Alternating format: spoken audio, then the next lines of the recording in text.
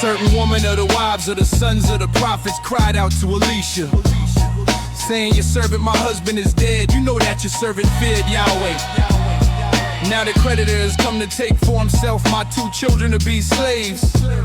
Elisha said to her, "What shall I do for you? Tell me, what do you have in the house?"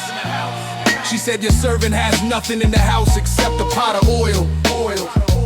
Then he said, "Go borrow empty containers from all your neighbors. Don't borrow just a few. Go in, shut the door on yourself and on your sons, and pour oil into all those containers, and set aside what is full." So she went from him and shut the door on herself and on her sons. They brought the containers to her and she poured out. When the containers were full, she said to her son, "Bring me another container." He said to her, "There isn't another container."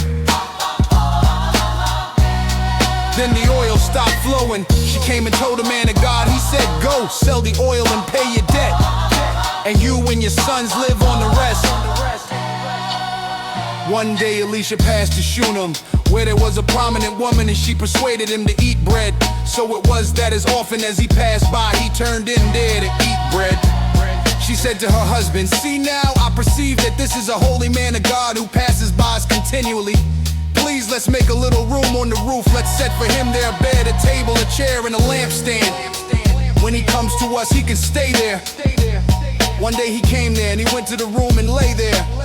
He said to Gehazi, his servant, "Call this Shunammite." When he had called her, she stood before him. He said to him, "Say now to her, behold, you have been concerned for us with all this care. What can be done for you? Would you like to be spoken for to the king or to the captain of the army?" She answered, "I dwell among my own people." He said, "What then is to be done for her?" Gehazi answered, "Most certainly she has no son, and her husband is old."